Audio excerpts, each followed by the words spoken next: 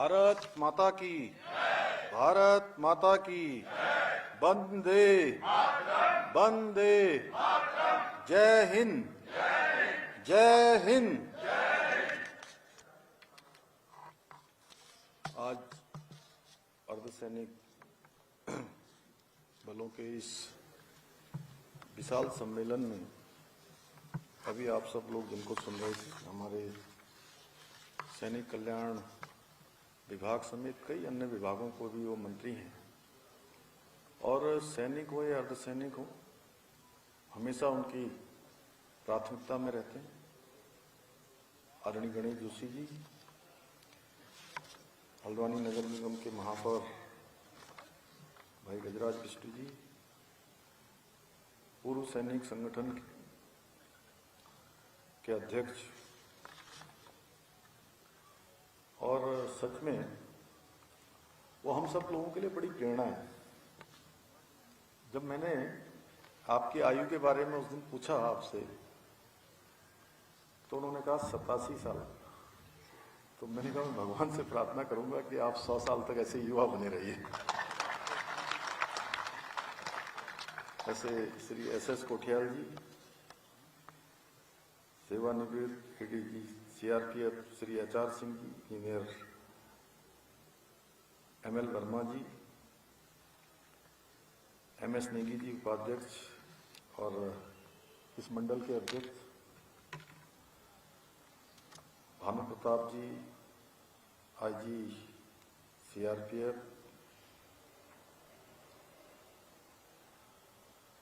श्रीमती दीपा धर्मवाल जी जिला पंचायत के अध्यक्ष, प्रताप बिष्टू जी हमारे जिला अध्यक्ष,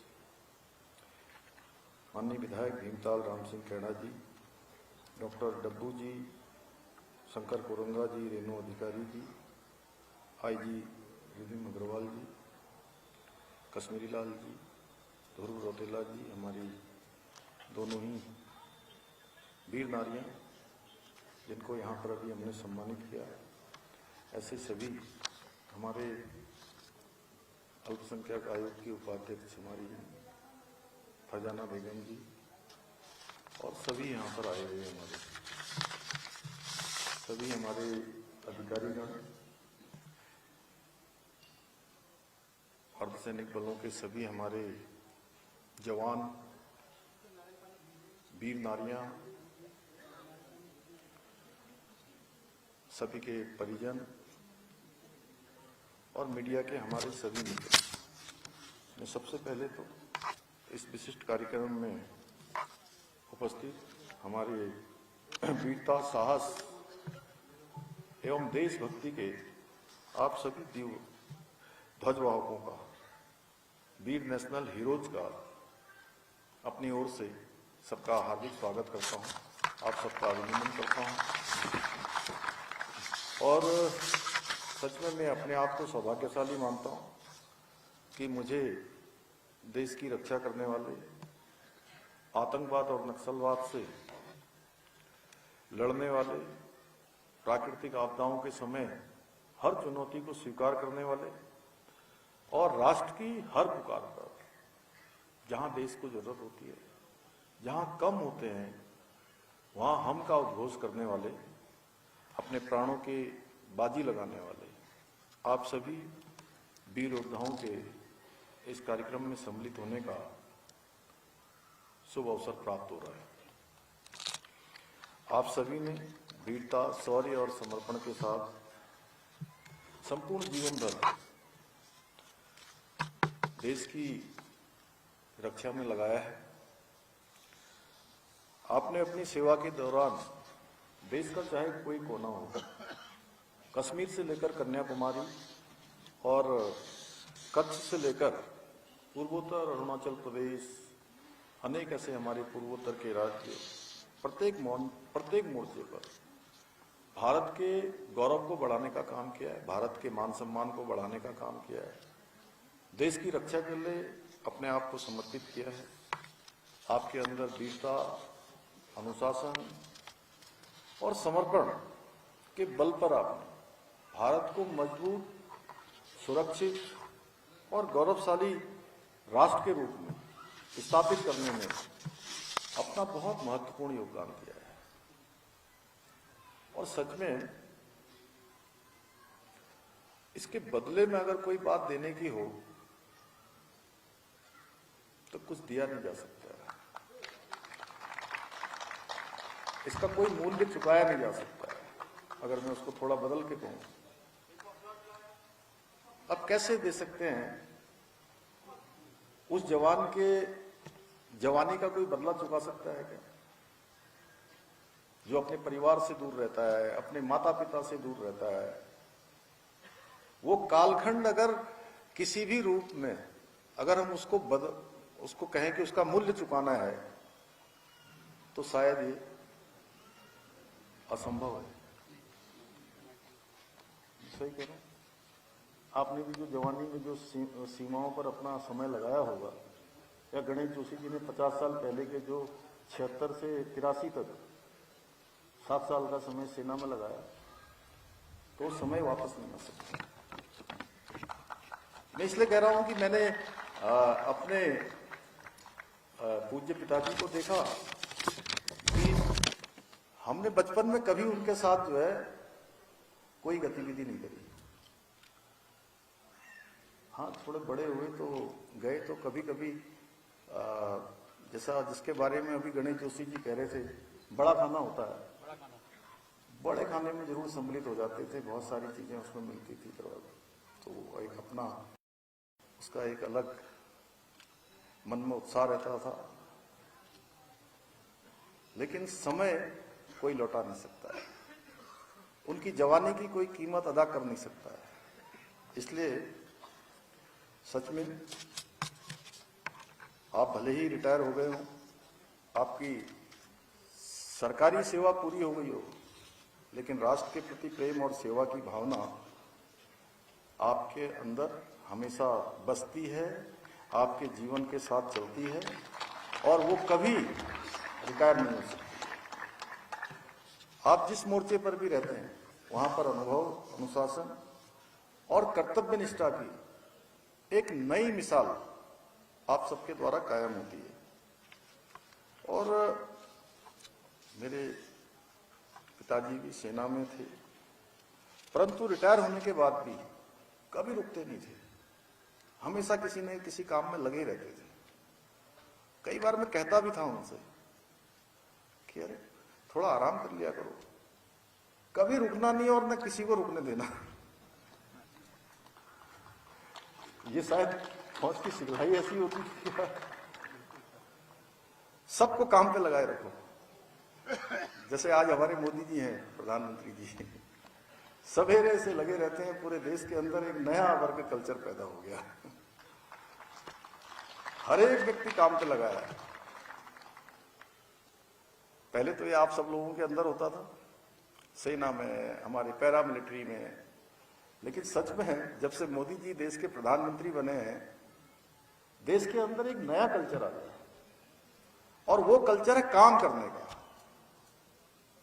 राजनीतिक क्षेत्र में भी लोग अब काम का आकलन करते हैं, केवल बातों से काम नहीं चलता है। अब देखिए, अभी मुझसे पत्रकार बंधु पूछ रहे थे, हालांकि ये आप लोगों का कार्यक्रम राजनीति का नहीं है, लेकिन राजनीति के बिना कुछ है भी नहीं, क्योंकि सारी नीतियां बनाने का काम लोकतंत्र में आए हुए जो लोग आते हैं, सरकारें जो बनती है वो करती हैं।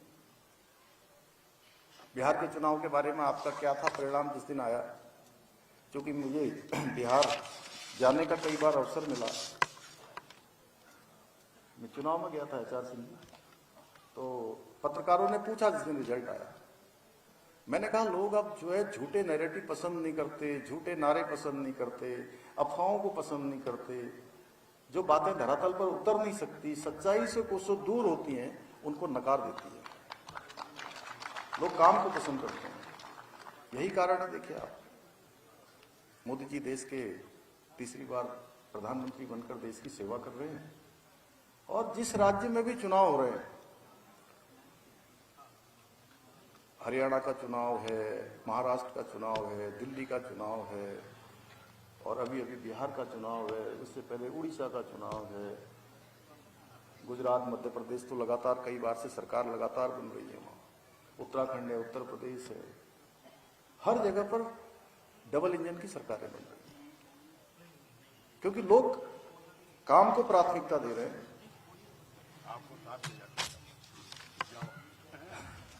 मैं तो पार्टी का एक कार्यकर्ता हूं और जहां भी पार्टी भेजती है, जहां भी जो भी काम बताते हैं उस काम को करने की कोशिश करता हूं। इसलिए मैं कहता हूं कि आप सबके अंदर राष्ट्र और समाज के लिए कर गुजरने का जज्बा है ना, हमेशा हमारे सैनिकों के अंदर रहता है, हमारे इन सुरक्षा बलों में काम करने वालों के अंदर रहता है।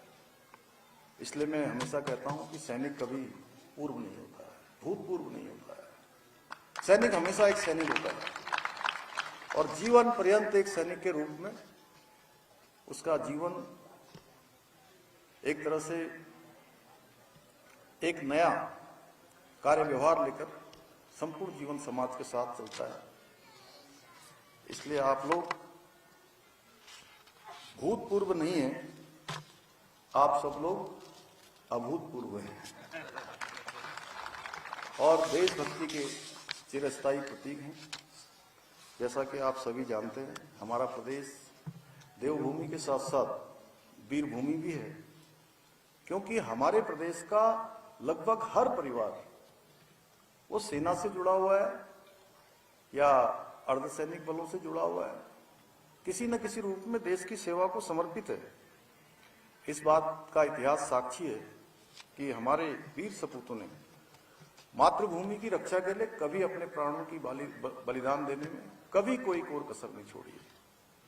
उत्तराखंड के वीरों ने हमेशा अपने साहस से, बहादुरी से ये दिखलाया है कि देवभूमि केवल शांति का मार्ग ही नहीं सिखाती है, बल्कि आवश्यकता पड़ने पर वो शौर्य और वीरता का, पराक्रम का प्रदर्शन भी कर सकती है। साथियों, सैनिक पुत्र होने के नाते और सच में मैंने जीवन में वो सारे अनुभव प्राप्त किए हैं जो एक सामान्य से सामान्य परिवेश में पैदा होने वाले और सैनिक परिवार में पैदा होने वाले एक उसकी पैदा होते ही जो चीजें मिल जाती हैं।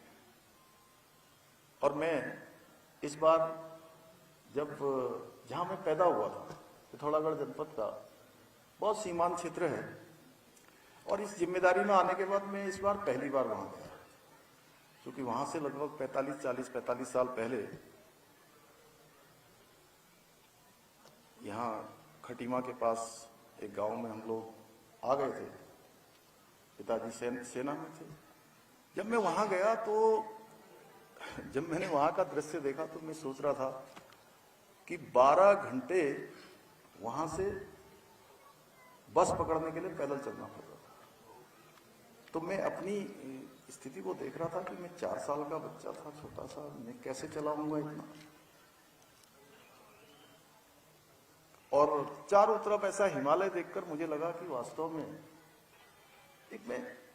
मैंने कभी अपने बारे में ऐसा नहीं सोचा था। तब मुझे लगा कि देखिए कितनी कठिन परिस्थितियों में जैसे मैं हूं, सभी इसी तरह से निकलते हैं, हमारे यहाँ सबका ही वही कठिन जीवन है। तो एक सेना का जो कालखंड है, जो एक सैनिक अपने परिवार को छोड़कर जो सेना को देता है, इसीलिए मैंने कहा कि उसकी कोई कीमत नहीं हो सकती है। और मैंने भी उनकी सभी जो पारिवारिक समस्याएं हैं, चुनौतियां हैं, उनको बहुत नजदीक से देखा है और समझा है। इसलिए मेरे हृदय में हमेशा जो हमारे बलिदानी हैं, शहीद हैं, अपने प्राणों का बलिदान देने वाले हैं, उनके परिवारों के प्रति गहरी संवेदनशीलता और समर्पण का भाव रहता है। और जब भी मैं आप सबके बीच में आता हूं तो सच में मन बहुत भावुक हो जाता है, क्योंकि मैं अपने को भी बहुत जोड़ लेता हूं, बहुत मतलब मैं वहीं पहुंच जाता हूं उस समय कि किस प्रकार की परेशानियां होती हैं, इसलिए भली भांति जानता हूं। इसलिए सैनिक की जो शहादत है उसका कोई मोल नहीं हो सकता है, कोई कीमत नहीं हो सकती है। लेकिन हम सबको हमेशा एक बात याद रखनी चाहिए कि एक शहीद सैनिक के परिवार को उनके जाने के बाद कोई परेशानी ना आए, कोई समस्या ना आए, समाज सरकार सब उनके साथ खड़ी रहे। हम उनके घाव तो नहीं भर सकते उनके परिवार के, क्योंकि जिनका बेटा चला जाता है, जिनका पति चला जाता है, किसी का छोटे बच्चे हैं, उनका पिता चला जाता है, तो वापस नहीं आ सकता। वो घाव हम नहीं भर सकते, परंतु हम उन परिवारों के साथ खड़े हो सकते हैं, उनके आंसू पोंछ सकते हैं। इसलिए हमारी सरकार ने अर्धसैनिक बलों के और सैनिकों के, उनके आश्रितों को सर्वोच्च प्राथमिकता देते हुए अनेक महत्वपूर्ण कदम भी उठाए हैं। अभी हमने जो वीरता और बलिदान को नमन करते हुए सैनिकों को जो अनुग्रह राशि दी जाती थी, उसको भी बढ़ाने का काम किया है। 10 लाख से हमने 50 लाख किया है। वीरता पदक से अलंकृत जो हमारे सैनिक हैं, उनको सम्मानित करने वालों का भी वह भी राशि बढ़ाई है। कीर्ति चक्र वालों की भी बढ़ाई है, शौर्य चक्र की भी बढ़ाई है। इतना ही नहीं, हम शहीद जो हमारे सशस्त्र बलों और अर्धसैनिक बलों की सैनिकों की स्मृति में शहीद द्वार और उनके स्मारकों का भी निर्माण करवा रहे हैं, जिससे कि हमारी आने वाली पीढ़ियां, हमारे बच्चे, युवा सब हमारे सैनिकों की वीर गाथाओं से परिचित हों, उनका स्मरण उनके हमेशा दिमाग में रहे, जिससे कि वो देशभक्ति का जज्बा उनके अंदर भी रहे, कि उनका सम्मान देश का सम्मान होता है, उनका सम्मान आने वाली भविष्य का सम्मान होता है, उनका सम्मान भविष्य के लिए हमें एक पाथे देता है, एक रास्ता देता है, एक मार्ग देता है। इसलिए लोग सेना को प्राथमिकता देते हैं। हमारे राज्य के अंदर आज भी देवभूमि को इसीलिए वीरभूमि कहा जाता है कि यहाँ के लोग आज भी सबसे पहले अगर कहीं किसी को प्राथमिकता देते हैं, भले ही कोई अच्छी नौकरी भी मिलती है सबको, अच्छे आज क्योंकि समय बदल गया है, लेकिन उसके बावजूद भी सेना आज भी हमारे लिए सबसे पहले सम्मान की जो है सेवा होती है। इस वर्ष भी हमने 10 वीर बलिदानियों की स्थिति में स्मारक बनाने की स्वीकृति प्रदान हमने करी है।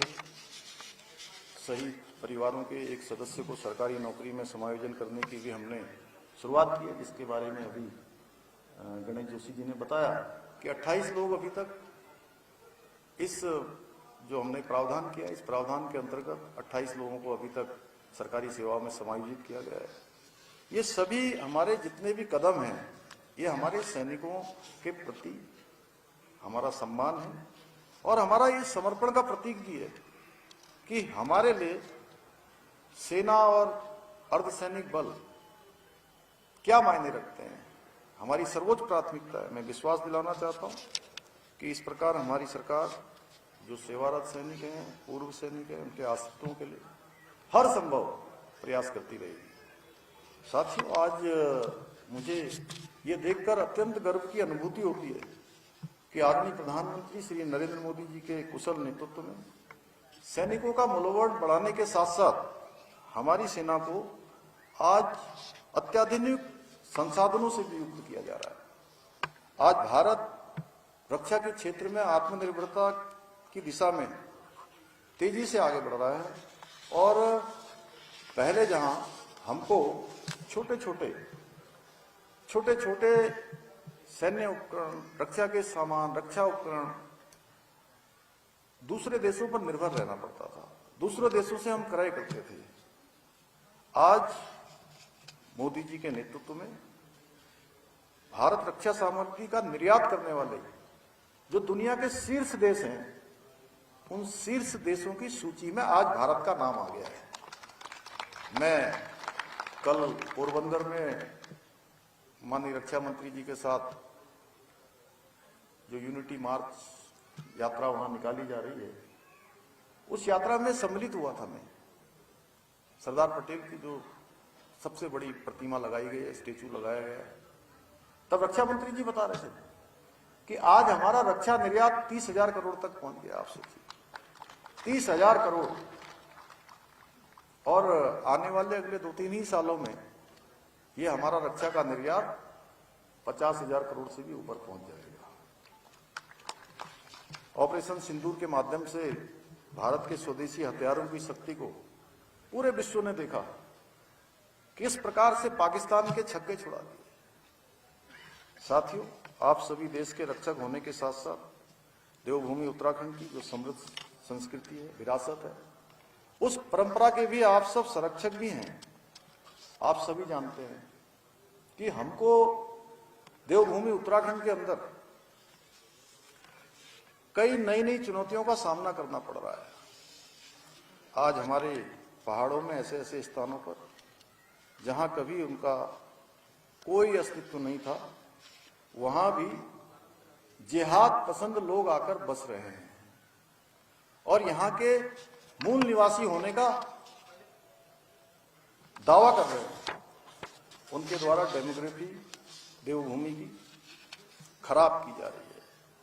इस प्रकार के खिलवाड़ किए जा रहे हैं। सुनियोजित कोशिश के खिलाफ हमारी सरकार सजग हो रही है, क्योंकि हमने कहा है डेमोग्राफी और यहाँ के सांस्कृतिक मूल्य जितने खराब हो गए हैं, अब हमारा संकल्प है, मैं देवभूमि के एक सेवक के रूप में मेरा संकल्प है और देवभूमि का संकल्प है कि हम आगे अब देवभूमि के मूल अस्तित्व को समाप्त नहीं होने देंगे, उसको खराब नहीं होने देंगे। और इसके लिए हमने कई सारे निर्णय भी लिए हैं, जहां हमने सख्त भू कानून यहां पर लागू किया है, लेकिन उसके बावजूद भी उनके प्रयास जारी हैं। वे जहां खाली जमीन देखते हैं, जहां सरकारी जमीन देखते हैं, वहीं कब्जा करने का प्रयास करते हैं। और इस लैंड जिहाद के खिलाफ हमने कठोर कार्रवाई करते हुए 10,000 एकड़ से अधिक भूमि को इन घुसपैठियों से अभी तक हमने मुक्त करवाया है। हम इसके साथ साथ हमारी बहन, बेटियां, बच्चियां, उनके जीवन के साथ भी खिलवाड़ नहीं होने देना चाहते। इसके लिए हमने लव जिहाद हो, थूक जिहाद हो, ऐसे जो कुकृत्य हैं, जिसको मैं कहता हूं विकसित मानसिकता, उसको रोकने का काम भी हम कर रहे हैं। हमने राज्य में अब कहीं नीली चादर, कहीं पीली चादर, कहीं हरी चादर बिछाकर कब्जा करने वालों के खिलाफ कार्रवाई करते हुए 550 से भी अधिक अवैध संरचनाओं को भी हटाने का काम अभी तक हमने किया है। और आपके माध्यम से मैं प्रदेश की जनता को विश्वास दिलाना चाहता हूं कि ये काम हमारा रुकने वाला नहीं है, ये काम हमारा निरंतर चलने वाला है, क्योंकि देवभूमि के देवत्व को बचाना ये हमारी प्राथमिकता है। हम भविष्य के लिए, अपने बच्चों के लिए, आने वाली पीढ़ियों के लिए ऐसा उत्तराखंड नहीं देना चाहते हैं कि उनको भी इन चुनौतियों का सामना करना पड़े। हम सुरक्षित उत्तराखंड बनाना चाहते हैं। देवभूमि जो इसका मूल अस्तित्व है उसको बरकरार रखना चाहते हैं। पूरे देश के अंदर, दुनिया के अंदर कहीं भी आप जाते होंगे, आप कहेंगे कि हम उत्तराखंड से आए हैं। उत्तराखंड का कोई भी स्थान है, आप उत्तराखंड से आए होंगे तो लोगों के मन में आपके प्रति एक अलग प्रकार का भाव आ जाता है। आप देखेंगे तो उनके चेहरे के हाव भाव बदल जाएंगे कि देवभूमि का है, उत्तराखंड का है, भगवान के सबसे नजदीक स्थान का है। सच्चा होगा, अच्छा होगा, ईमानदार होगा, साफ होगा, सुथरा होगा। इस प्रकार के भाव बने रहें, ये बनाने की जिम्मेदारी मेरी भी है और हम सबका सामूहिक दायित्व है। मैं आपके माध्यम से सभी को विश्वास दिलाता हूं कि ये भाव बनाने का काम भी हमारा है। हमारी सरकार ने इन सभी को ध्यान में रखते हुए देश के अंदर संविधान निर्माताओं ने संविधान के हर अनुच्छेद में कुछ न कुछ प्रावधान किए। ऐसे ही संविधान के अनुच्छेद 44 में जब देश का संविधान बन रहा था तो उन्होंने सबके लिए समान कानून देश के अंदर होना चाहिए, इसका प्रावधान किया था।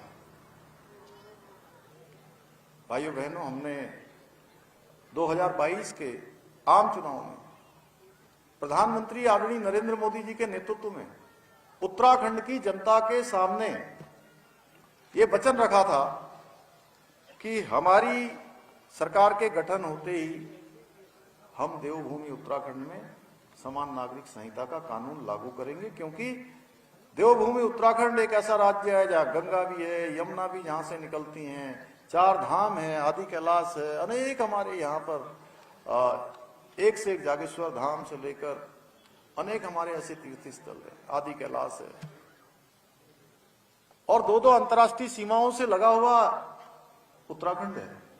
यहाँ रहने वाले कोई किसी पंथ का हो, किसी जाति का हो, किसी वर्ग का हो, हर एक के लिए एक समान कानून लागू होगा।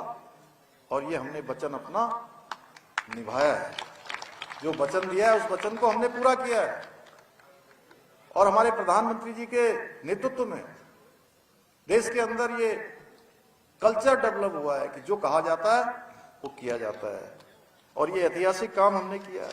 यही नहीं, हमने जहां एक और राज्य में सख्त धर्मांतरण विरोधी कानून लागू किया है, वहीं इसी हल्द्वानी में दंगे की राजनीति की शुरुआत करने वाले प्रशासन पर तमाम प्रकार से कानून हाथ में लेने वाले, मुझे याद है कि जब मैं यहां बनभूलपुरा क्षेत्र में जब हमारे प्रशासन पर, पुलिस पर जानलेवा हमला हुआ, मैं आया, मैंने देखा यहां पर बबली भाई नहीं होंगे, अच्छे चले गए क्या, कहां हैं?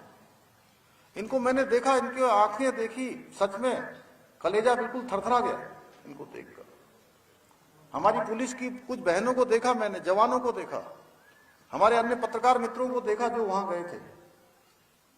हमने तय किया कि हम अब इस दंगे की राजनीति करने वालों को सबक सिखाएंगे, और दंगा करने वालों के लिए ये हमने कानून बनाया कि सरकारी संपत्ति हो, निजी संपत्ति हो, अगर दंगे से उसका नुकसान होगा, ये संपत्ति नष्ट होगी, तो एक एक पाई की भरपाई उसी दंगाई से सुनिश्चित की जाएगी। भाइयों बहनों, हमने सख्त दंगा रोधी कानून भी बनाया है। साथ ही हमने राज्य में गौ माता की रक्षा के लिए गौ रक्षा कानून भी लागू किया है। हम उत्तराखंड की मूल प्रकृति को बनाए और बचाए रखने के लिए पूरी तरह से संकल्पित हैं। भाइयों बहनों, आज के अवसर पर चूंकि गणेश जोशी जी ने भी कहा और हमारे सभी बोलने वाले जितने भी हमारे अधिकारी हैं, उन्होंने जो हमसे अपेक्षा की है, मैं ये कुछ घोषणाएं यहाँ पर करना चाहता हूँ। भविष्य में प्रेसिडेंट पुलिस मेडल गारंटी वीरता पुरस्कार से अलंकृत होने वाले अर्धसैनिकों को एक मुश्त 5 लाख रुपए की धनराशि प्रदान की जाएगी। पूर्व अर्धसैनिक एवं अर्धसैनिक वीर नारियों को जिनके पास स्वयं की कोई अचल संपत्ति नहीं है को उत्तराखंड राज्य में जीवन काल में एक बार अचल संपत्ति क्रय किए जाने में स्टाम्प शुल्क में 25% तक की छूट भी प्रदान की जाएगी। उत्तराखंड राज्य अर्धसैनिक बल कल्याण परिषद को क्रियाशील किया जाएगा और परिषद के लिए पुलिस मुख्यालय में एक कार्यालय कक्ष आवंटित किया जाएगा। सैनिक कल्याण निदेशालय में उप निदेशक अर्धसैनिक एवं बड़े जिलों के जिला सैनिक कल्याण कार्यालयों में सहायक जिला सैनिक कल्याण अधिकारी अर्धसैनिक के एक एक पद स्वीकृत किए जाएंगे, जिसमें पूर्व अर्धसैनिक संविदा में नियुक्त किए जाएंगे। इसके साथ ही जो अर्धसैनिक बलों के हमारे उनके बच्चे हैं, उनकी शादी हेतु भी जैसे हमारे सैनिकों के भांति ही जो धनराशि है वो धनराशि भी उनको प्रदान की जाएगी। हॉस्टल निर्माण हो रहा है, उसमें जो भी विलम्ब है उसको तत्काल जिलाधिकारी जी उसको देख लेंगे, हमारे प्रशासन के लोग। और जैसा अभी नेगी जी बोल रहे थे, ECHS की सुविधा के लिए इन्होंने काफ़ी प्रयास किया है। मेरा आपसे कहना है कि तत्काल भूमि सबसे पहले सर्वोच्च प्राथमिकता देते हुए उस भूमि का चयन होना चाहिए। देखिए, मैं ये बात भी इसलिए कह रहा हूँ इतने जोर देकर कि मैंने लगभग 5 महीने तक अपने पूज्य पिताजी का इलाज करवाया और वो उनका ECHS का ही कार्ड था, CGSS और ECHS दोनों। तो उस कार्ड के कारण कई बार इधर से भागना, उधर भागना, ये भागना, वो थोड़ा और भी सरलीकरण भी होना चाहिए उसका। मैं तो ये कहूँगा कि आप लोग थोड़ा जैसे यहाँ से किसी को रेफर करते हैं दिल्ली, तो रेफर करने के बाद फिर एक बार और वहाँ जाना पड़ता है, उसकी भी थोड़ा सरल प्रक्रिया होनी चाहिए।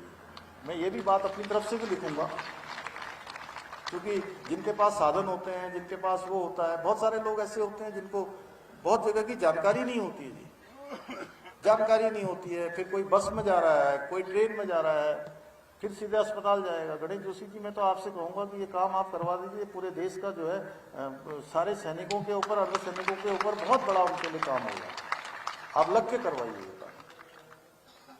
क्या होता है यहाँ से, जैसे CGSS, ECSS जो भी हमारे जो है ये, इन्होंने गुजरात जी ऐसा यहाँ से भेजते हैं, पहले यहाँ से करेंगे। जैसे बनबसा में हमारे यहाँ का खटीमा वाले का, उस तरफ वालों का, बनबसा से रेफर करते हैं। कई बार तो वो कहते हैं कि नहीं कोई गंभीर बीमारी है तो पहले बनबसा से आप बरेली जाइए। बरेली वाले फिर देखते हैं, फिर देखने के बाद वो दिल्ली के लिए रेफर करते हैं किसी बड़े अस्पताल के लिए।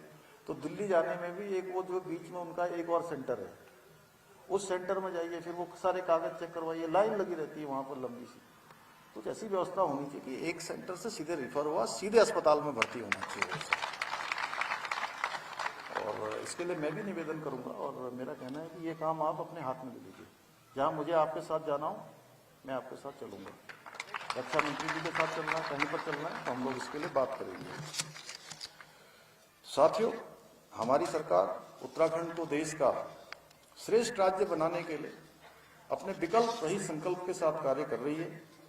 मुझे पूरा विश्वास है कि आप सभी वीर योद्धा, हमारी सभी वीर नारियां हमारे इस संकल्प को सिद्धि तक पहुंचाने के लिए अपना इसी प्रकार से हमारे सभी परिवारजन आप अपना आशीर्वाद भी देंगे, अपना सहयोग भी देंगे, और सरकार हमेशा आपके साथ खड़ी रहेगी। इसी विश्वास के साथ मैं आप सभी के उज्जवल भविष्य के, आपके परिवार के उज्जवल भविष्य की कामना करते हुए मैं अपनी बात समाप्त करता हूं। धन्यवाद।